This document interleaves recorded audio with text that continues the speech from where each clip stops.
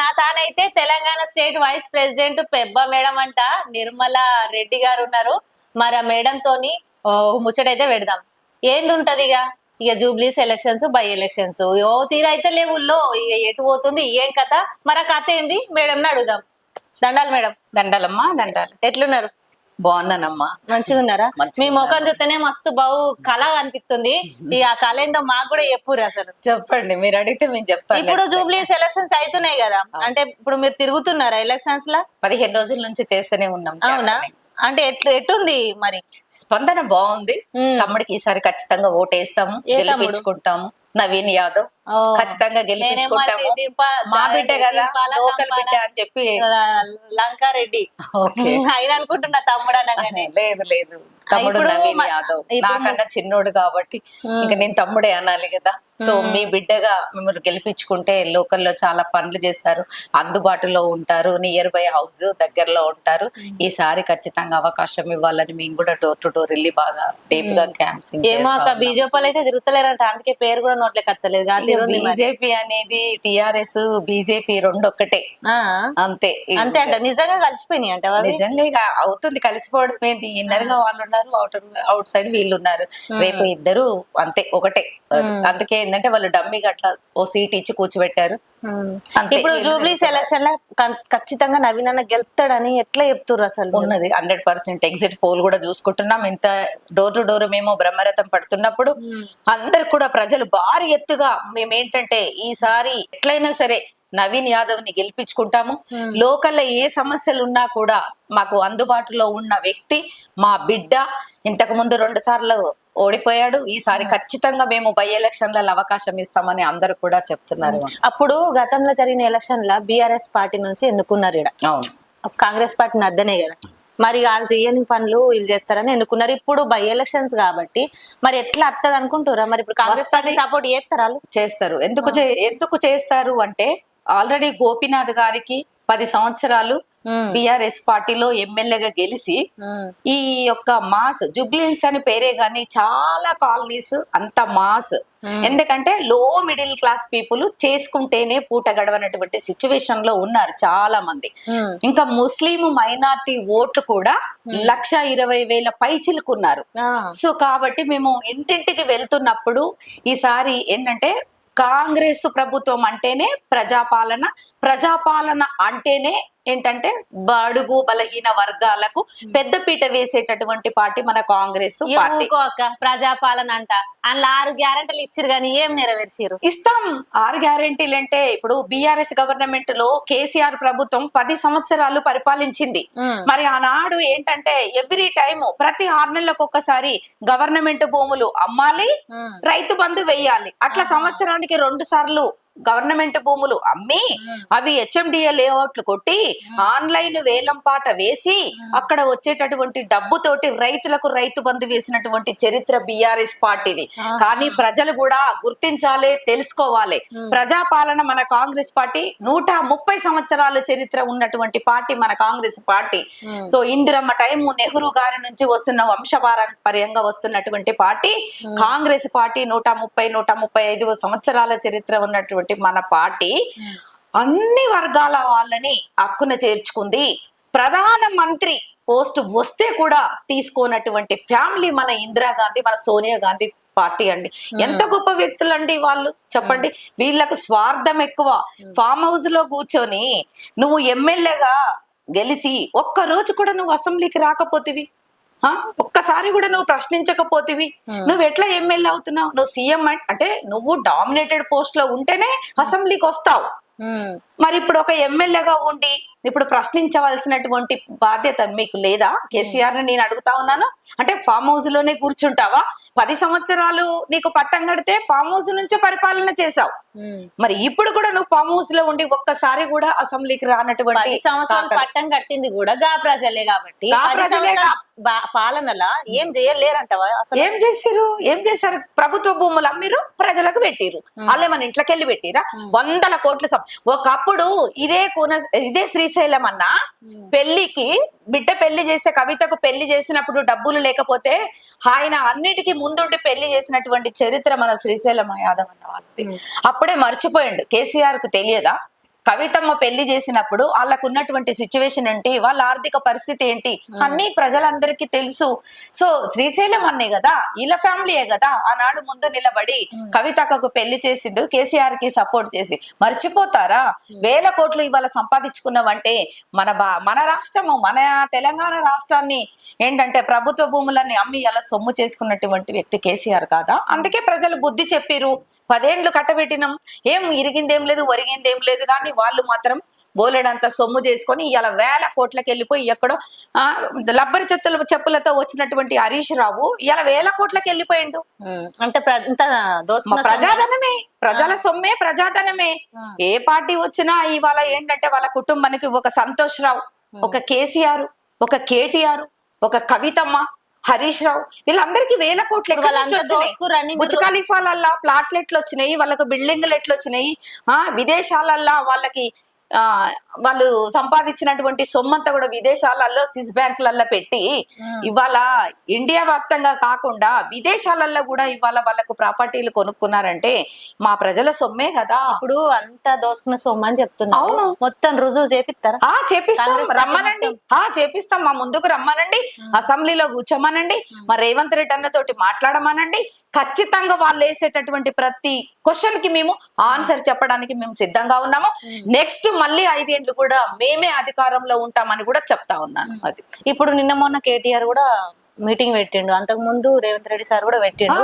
ఆ మాటల మీద ఏం చెప్తారు? అంటే ఒకరికొకరు తిట్టుకునుడే చచ్చిపోతుంది అని అంటే వాళ్ళేమో ఓటుకు 10,000 ఇస్తామని చెప్పేసి ఈ ప్రచారం చేసేటటువంటి మీడియా వాళ్ళని అందరికి ప్రచారం చేయించి ఒక్కొక్క మీడియా వాళ్ళకి చెప్పిపిచ్చే వాళ్ళకి 10,000, 15,000, 20,000 ఇచ్చి మొత్తం ఏంటంటే డబ్బులతోటే పని చేస్తున్నారు.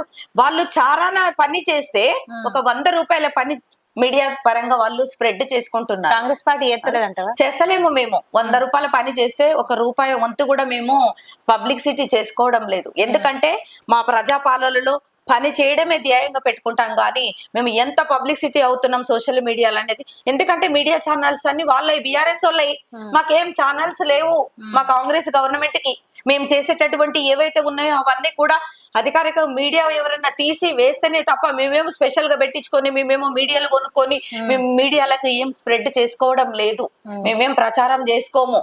ప్రజాపాలన అంటేనే మేమేంటంటే పని చేయడానికి ముందుకు వచ్చినటువంటి వాళ్ళము.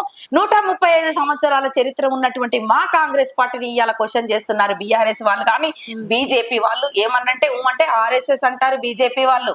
ఎందుకు? కుల మత భేదాలు లేకుండా పని చేస్తాము.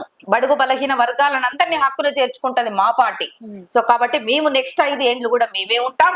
ఇవాళ నవీన్ అన్నని కూడా భారీ మెజార్టీ, అట్లీస్ట్ 50 నుంచి 60 వేల మెజారిటీ తోటి మేము గెలిపించుకొని ఇదే పార్టీ ఆఫీసులో, ఇదే గడ్డ మీద, ఈ రేహమత్ నగర్ లో, ఈ యూసఫ్ గూడ గడ్డ మీద మేము ఖచ్చితంగా మా కాంగ్రెస్ జెండా ఎగరవేసి మేము 14వ తారీఖు నాడు క్రాకర్స్ కాల్సి ఘనంగా మేము సంబరాలు చేసుకుంటామని మీడియా ముందు మీకు చెప్తున్నాను. ఇప్పుడు మాగంటి గోపీనాథ్ సతీమణి వచ్చింది కదా, సింపతి ఓట్లు పడతాయి ఖచ్చితంగా మాకే వస్తాయని వాళ్ళు ధీమాతో ఉన్నారు. ఇప్పుడు ఏ రకంగా చెప్తారు గెలుస్తారని?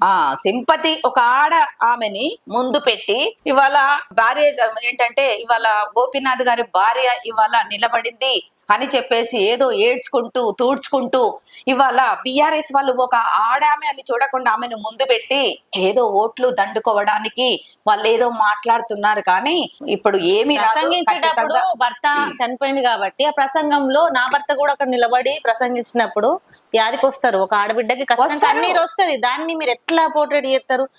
ఏడుతుంది, దొంగేడు పెడుతుంది, ఇది ఏడు పెడుతుంది అని ఎట్లా అంటారు? ఏ ఆడబిడ్డకైనా చనిపోతే ఉండట్లేదని అనట్లేదు, ఉంటది, ప్రతి వాళ్ళకు ఉంటది. నేను కూడా ఒక ఆడపిల్లని, నేను కూడా ఒక ఆడామని, నాకు కూడా ఉంటది.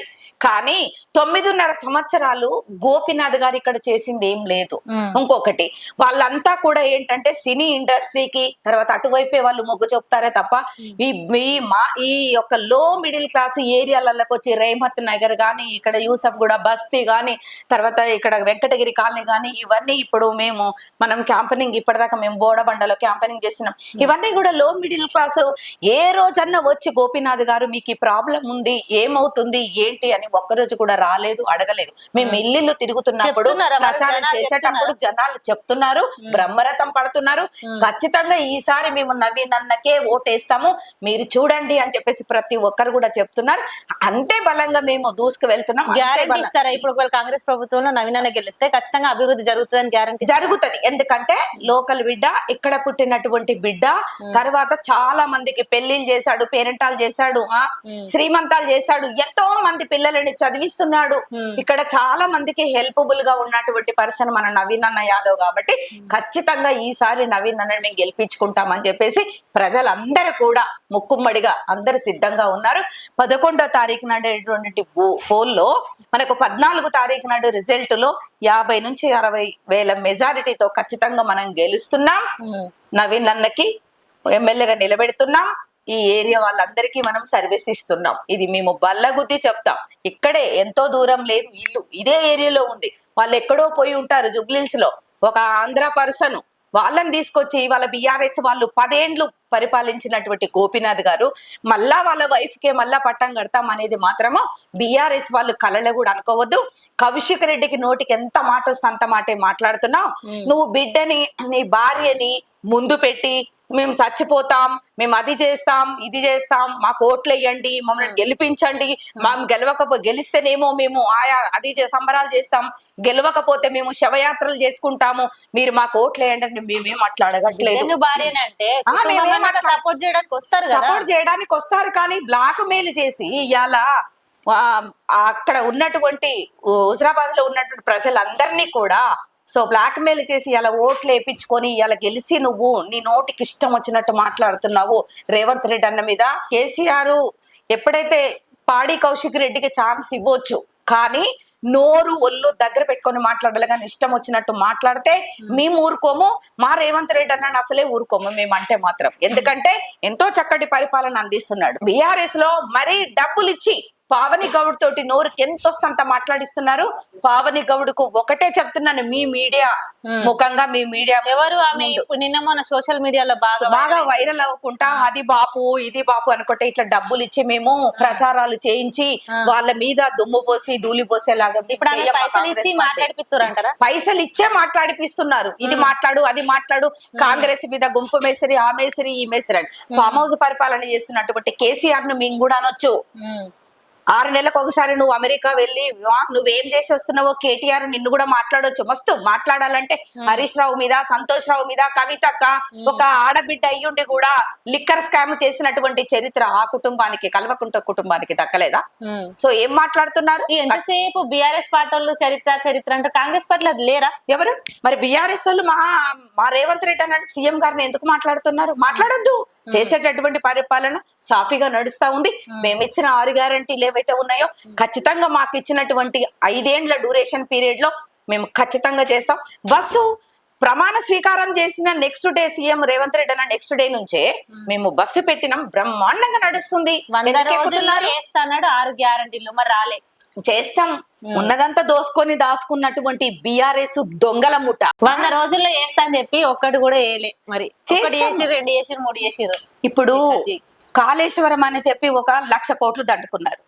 అదే విధంగా సెక్రటరేట్ కట్టి అయిన బడ్జెట్ కన్నా 4 బడ్జెట్ దోసి దాచుకున్నారు. మనము బిఆర్ఎస్ గవర్నమెంట్ లో అన్ని బాగా జరిగాయని ప్రజలు అనుకుంటున్నారు. అంతేగాని ఇప్పుడు మేము మా కాంగ్రెస్ ప్రభుత్వం, మా సీఎం రేవంత్ రెడ్డి అన్న అధికారంలోకి లాగారే గవర్నమెంట్ భూములను అమ్మనిస్తలేరు. మాకు కోర్టు నుంచి ఆర్డర్ వచ్చింది. గవర్నమెంట్ భూములు కేసీఆర్ ప్రభుత్వం లాగా గవర్నమెంట్ భూములు అమ్మి 6 నెలలకు ఒకసారి భూములు అమ్మి మేము కూడా రైతు బంధువులు వేస్తాము, రుణమాఫీలు చేస్తాము, డ్వాక్రా మహిళలకు డబ్బులు రుణాలు ఇస్తాము, పావులా వడ్డీకి అన్ని చేస్తాము. ఇవాళ బ్రహ్మాండంగా నడుస్తుంది. 200 యూనిట్ కరెంట్ వాడుకోవడం లేదా? తెలంగాణ రాష్ట్రంలో ఉన్న 33 జిల్లాలలో అదే విధంగా 500లకు గ్యాస్ వాడట్లేదా? అందరికీ రాలేదు, కొంతమందికి అయితే వాడుకుంటున్నారు. బస్సు మాత్రం ప్రతి మహిళ బ్రహ్మాండంగా బస్సు ఎక్కి ఇవాళ డే 1 నుంచి ఇప్పటి వరకు కూడా ప్రతి నెల రోజు ఇప్పుడు డ్యూటీకి వెళ్లే వాళ్ళు ఉంటారు, వాళ్ళకి నెలకు ఒక 5-6 వేలు సేవ్ చేస్తున్నట్టే కదా కాంగ్రెస్ ప్రభుత్వం. ముచ్చడి చెప్తా, ఈ పార్టీ వచ్చారు ఈ పథకాలు అంటారు, ఆ పార్టీ వచ్చారు ఈ పథకాలు అంటారు. గతంలో కేసీఆర్ పెట్టిన పథకాలన్నీ కూడా ఏవన్నీ ఇప్పుడు ఒకటి అమలు అవుతున్నాయా? కేసీఆర్ కిట్ ఏడుంది, కళ్యాణ్ లక్ష్మి ఏడుంది, ఇరిగేషన్ మిషన్, కాళేశ్వరము, దళిత బంధు కూడా ఇచ్చిండు. ఇప్పుడు అమ్మి ఇచ్చిండో ఏమి ఇచ్చిండో? ఇచ్చిండు, అమ్మే ఇచ్చిండు అంటాడు. గవర్నమెంట్ పేదలకైతే పెట్టిండు కదా, పేరుంది కదా, మరి ఎందుకు అవి అమల్లోకి వస్తలేవు? మళ్ళీ మీరు వచ్చి కొత్తగా మళ్ళీ ఈ పథకాలు ఆ పథకాలు మళ్ళీ 5 ఏళ్ళు 10 ఏళ్ళు ఉంటాయి. మళ్ళా ఇంకో పార్టీ వచ్చి ఇంకో పార్టీకి అంటే ప్రజల్ని ఏం చేస్తారు ఈ నాయకులు? ప్రజలు ఏం చేస్తారని కాదండి, అసలు ప్రజలకి ఉచిత పథకాలే అవసరం లేదు.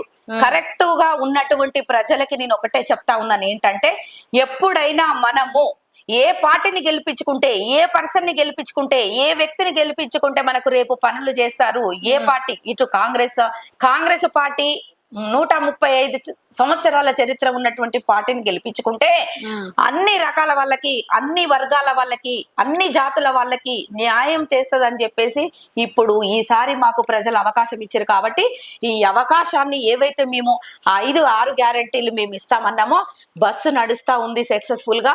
అదే విధంగా 200 యూనిట్ ఇచ్చాము. రేషన్ కార్డులు అండి 40,000 పైజీలకు రేషన్ కార్డులు ఇచ్చామండి. 10 ఏళ్ళు బీఆర్ఎస్ గవర్నమెంట్ లో ఒక్క రేషన్ కార్డు ఇచ్చిన తాకాలు లేవు, ఒక్క జాబ్ పోస్టింగ్లు కూడా ఇవ్వలేదు, ఒక ఎగ్జామ్స్ కి వాళ్ళకి నోటిఫికేషన్ లేసింది లేదు. మేము అన్ని అధికారంలోకి వచ్చినాక చేస్తున్నాం, మేము చూపించుకోవట్లేదు. వాళ్ళు చేయకుండా చూపించుకున్నారు, మేము చేసి కూడా చెప్పుకోలేక ప్రజలలో మేము వెళ్ళలేకపోతున్నాం. నిరుద్యోగ యువతకు సాయం చేస్తే ఒకవేళ మరి ఈ రోజు ఆస్మా ఎందుకు వస్తుంది నామినేషన్ కి? చేస్తామండి. నిరుద్యోగ నిలబడుతుంది, నిరుద్యోగులకు ఏం చేస్తలేదు అని చెప్పేసి ఇప్పుడు ఇండిపెండెంట్ చేసింది. అవునండి, మాకు బడ్జెటే లేదు, అంత తగులు బడ్జెట్ గా మా చేతులు పెట్టినటువంటి కేసీఆర్ ఇవాళ మేము మన రాష్ట్రానికి 180 లక్షల కోట్లు నెలకు వచ్చేటటువంటి ఆదాయంలోనే మేము అన్ని ఈ 6 గ్యారెంటీలు చేయాలి, ఈ ప్రాజెక్టులు చూడాలి, ఇవన్నీ ప్రతిదీ చూడాలంటే మాకు కూడా ప్రాబ్లమే అవుతుంది. దాన్ని బట్టి మేము ప్లాన్ చేసుకొని ఏ దానికి ఎంత కేటాయించాలనేటటువంటి ఉద్దేశంతో మేము ప్లాన్ చేసుకొని ముందుకు వెళ్తున్నాము. మాకు రోజు 4 కోట్ల రూపాయలు ఇప్పుడు బస్సుకి, అట్లా నెలకి ఎన్ని వేల కోట్లు అవుతుందో మీరు ఒక్కసారి చూడండి. ఏ పథకానికి స్కామ్ చేయరని గ్యారెంటీ ఇస్తారా? మేమా ఇది ప్రజాపాలన, ఇది ప్రజా ప్రభుత్వం. మేము స్కాములు చేయడానికి మా చేతిలో ఏమీ ఉండదు. ఎందుకంటే ఒక ఎమ్మెల్యే సీటు కన్ఫర్మ్ అవ్వాలన్నా కూడా మా సీఎం గారు రేవంత్ రెడ్డి అన్న ఇక్కడ నుంచి లిస్టు పంపిస్తేనే, ఒక చైర్మన్ రావాలన్నా కూడా ఇక్కడ నుంచి లిస్టు పంపిస్తేనే మా అధిష్టానము మొత్తం ఎంక్వైరీ చేసి మాకు పదవులు అక్కడి నుంచి వస్తున్నటువంటి చరిత్ర మా కాంగ్రెస్ పార్టీది.